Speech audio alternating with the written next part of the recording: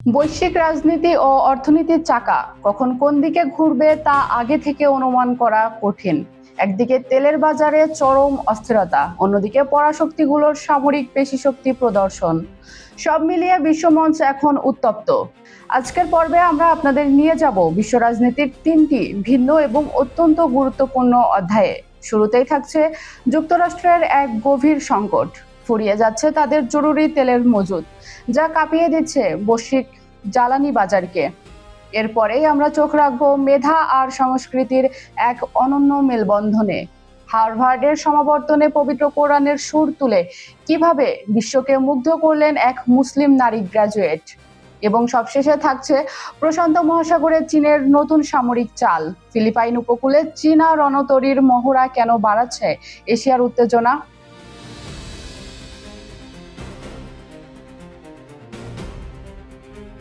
আমাদের আজকের প্রথম খবর বৈশ্বিক অর্থনীতির লাইফ লাইন বা জ্বালানি বাজার নিয়ে।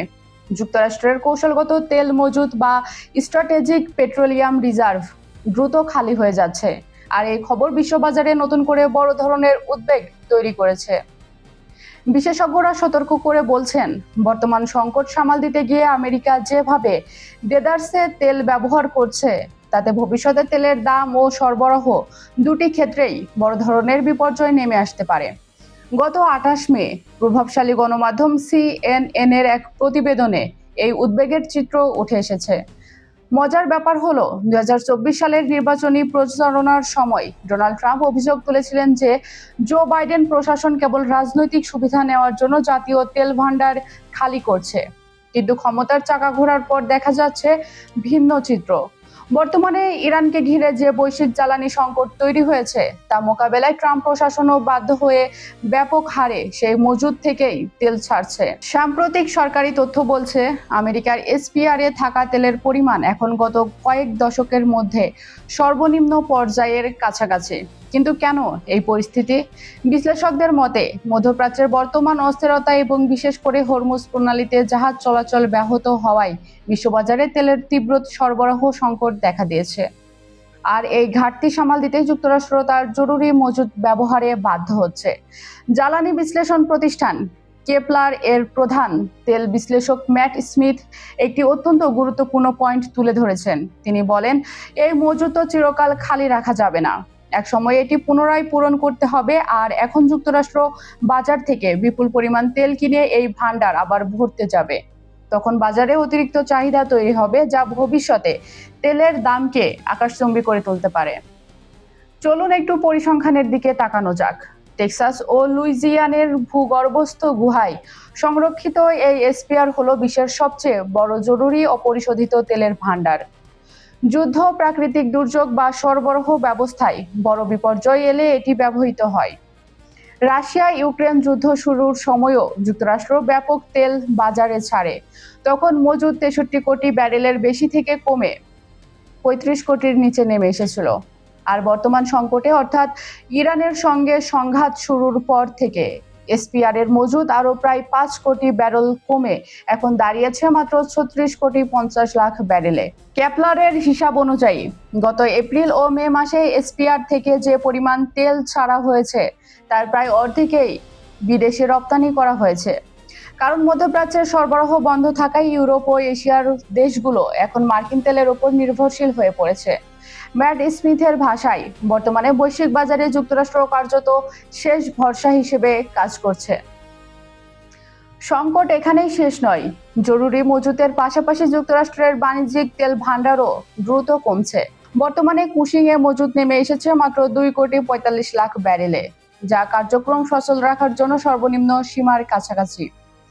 RBC ক্যাপিটাল মার্কেটসের বৈশ্বিক পণ্য কৌশল বিভাগের প্রধান হেলিমা ক্রফট সতর্ক করে বলেছেন, পরিস্থিতি এখন এমন পর্যায়ে যাচ্ছে যেখানে সংরক্ষণ ট্যাঙ্কগুলোর মজুদ বিপজ্জনকভাবে নিচে নেমে যেতে পারে।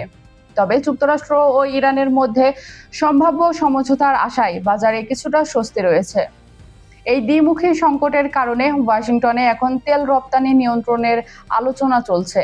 যদিও হোয়াইট হাউস জানিয়েছে, আপাতত রপ্তানিতে সীমাবদ্ধতা আরোপের কোনো পরিকল্পনা তাদের নেই। বিশেষজ্ঞরা বলছেন, রপ্তানি নিয়ন্ত্রণ করলে আমেরিকার অভ্যন্তরে সাময়িকভাবে তেলের দাম কমলেও বৈশ্বিক বাজারে আগুন জ্বলবে এবং মার্কিন তেল উৎপাদকেরাও ক্ষতির মুখে পড়বে। প্রশ্ন একটাই, যুক্তরাষ্ট্র যদি অতিরিক্ত তেল সরবরাহের সক্ষমতা হারায়, তবে বিশ্ব কার তেল দিয়ে চলবে?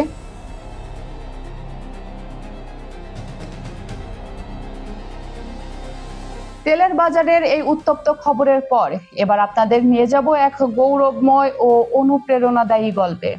বিশ্বের অন্যতম শীর্ষ শিক্ষা প্রতিষ্ঠান হার্ভার্ড বিশ্ববিদ্যালয়ের 2026 সালের সমাবর্তন অনুষ্ঠানে পবিত্র কোরআন তেলাওয়াত করে বিশ্বজুড়ে প্রশংসা কুড়াচ্ছেন এক মুসলিম নারী গ্র্যাজুয়েট। তার নাম সুইহেলা মুখতার। গত 26 মে অনুষ্ঠিত হার্ভার্ডের সমাবর্তন অনুষ্ঠানের উদ্বোধনী পর্বে বিভিন্ন ধর্মগ্রন্থ থেকে নির্বাচিত অংশ পাঠের আয়োজন করা হয়। এরই অংশ হিসেবে মঞ্চে দাঁড়িয়ে সুহেলা মুখতার তার সুললিত কণ্ঠে সূরা আল আলাকের প্রথম কয়েকটি আয়াত তিলাওয়াত করেন। উপস্থিত হাজারো শিক্ষার্থী, শিক্ষক ও বিশ্ববরেণ্য অতিথিরা তার এই তিলাওয়াতে মন্ত্রমুগ্ধ হয়ে পড়েন। পরবর্তীতে এই ভিডিওটি সামাজিক যোগাযোগ মাধ্যমে ছড়িয়ে পড়লে তা বিশ্বব্যাপী ব্যাপক সাড়া ফেলে এবং প্রশংসার জোয়ারে ভাসেন এই মুসলিম তরুণী। তবে সুহেইলা কেবল তার তিলাওয়াতের জন্যই অনন্য নন, মেধা ও সমাজ সেবাতেও তিনি এক উজ্জ্বল নক্ষত্র।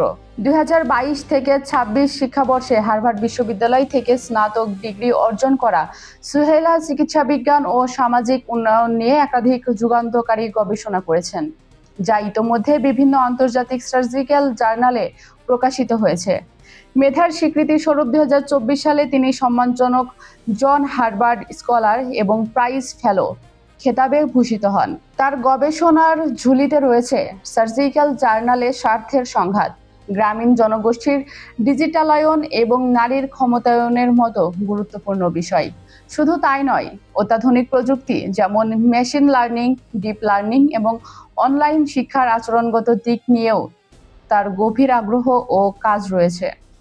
পড়াশোনার পাশাপাশি তিনি Harvard Muslim women's medical alliance, Harvard undergraduate health policy review এবং স্ট্রাইভ বোস্টন এর মতো সামাজিক ও নীতি নির্ধারণী সংগঠনের সঙ্গে সক্রিয়ভাবে যুক্ত ছিলেন। এমনকি 2024 সাল থেকে তিনি মাউন্ট অবার্ন হাসপাতালে একজন নিষ্ঠাবান স্বেচ্ছাসেবক ও রোগী সহায়তাকারী হিসেবেও সেবা দিয়ে যাচ্ছেন। এক আন্তর্জাতিক পরিমণ্ডলে ইসলামের বাণী তুলে ধরা আর অন্যদিকে মানব কল্যাণে নিজেকে বিলিয়ে দেওয়া সুহেইলা মুখতার সত্যি আজ বিশ্বজুড়ে তরুণ প্রজন্মের কাছে এক অনন্য রোল মডেল।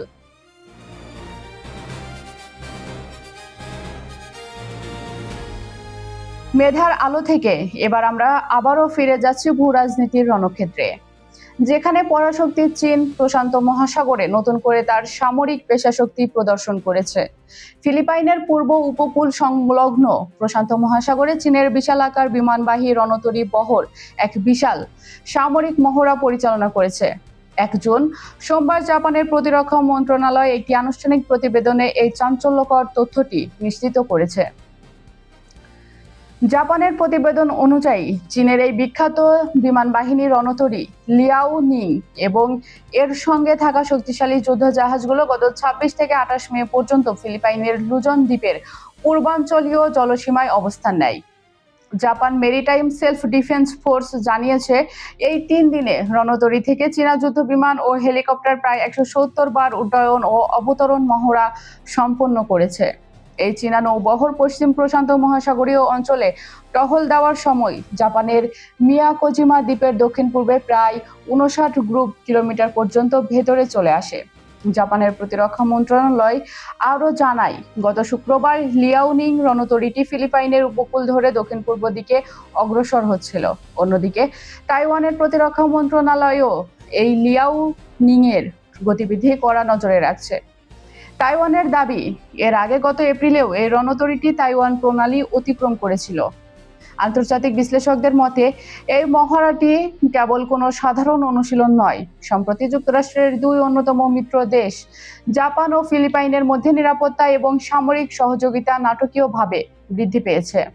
আর ঠিক এই প্রেক্ষাপটেই পশ্চিম প্রশান্ত মহাসাগরে নিজের আধিপত্য বজায় রাখতে সামুদ্রিক তৎপরতা বাড়িয়েছে বেইজিং। এই মহড়া মূলত ওয়াশিংটন এবং তার এশীয় মিত্রদের প্রতি বেজিংয়ের একটি পরোক্ষ বার্তা। শেষ পর্যন্ত কোন শক্তির জয় হবে তা সময়ই বলে দেবে। তবে মনে রাখবেন, পর্দার আড়ালে খেলাটা কিন্তু আরো গভীরে। একদিকে আমেরিকার তেলের ট্যাঙ্কারগুলো যখন খালি হচ্ছে, অন্যদিকে চীনের পরমাণু সক্ষম রণতরীগুলো তখন প্রশান্ত মহাসাগরের যুদ্ধের দামামা বাজাচ্ছে। বিশ্ব কি তবে আরো একটি মহাযুদ্ধের দিকে এগিয়ে যাচ্ছে? তেলের দামের এই আগুন কি শেষ পর্যন্ত আপনার আমার পকেট পুড়িয়ে ছারখার করে দেবে? সবচেয়ে বড় প্রশ্ন, আমেরিকার এই চরম সংকটের মুহূর্তে পরাশক্তিগুলো কি বিশ্ব অর্থনীতিকে গ্রাস করতে ওত পেতে আছে, নাকি পর্দার আড়ালে লুকিয়ে আছে অন্য কোনো ভয়ঙ্কর মাস্টার প্ল্যান? কার মাথায় উঠবে আগামী দিনের বিশ্ব রাজনীতির মুকুট, আর কারা ধ্বংস হবে এই ক্ষমতার লড়াইয়ে? প্রতি মুহূর্তের এই স্নায়ুযুদ্ধ আর ঊর্ধ্বশ্বাস ভূ রাজনীতির আসল সত্য জানতে চোখ রাখুন আমাদের পর্দায়। আপনারা পৃথিবীর কোন প্রান্ত থেকে দেখছেন? Bangladesh, Bharat, Pakistan, America, Europe, Ukraine, Brazil, Argentina, Africa কিংবা সৌদি আরব, কুয়েত, দুবাই সহ মধ্যপ্রাচ্যের যে কোনো দেশ, কমেন্ট করে আমাদের জানিয়ে দিন কার চাল আপনার কাছে সবচেয়ে বিপজ্জনক মনে হচ্ছে। কমেন্টে ঝড় তুলুন, আমরা আপনার প্রতিটি মতামতকে গুরুত্ব দেই।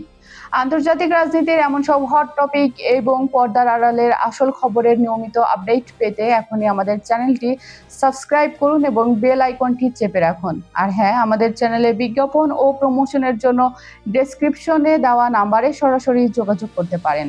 আজ এ পর্যন্তই। খুব শীঘ্রই দেখা হবে নতুন কোনো বৈশ্বিক ইস্যু নিয়ে। সে পর্যন্ত সবাই ভালো থাকুন, নিরাপদ থাকুন। আল্লাহ হাফিজ।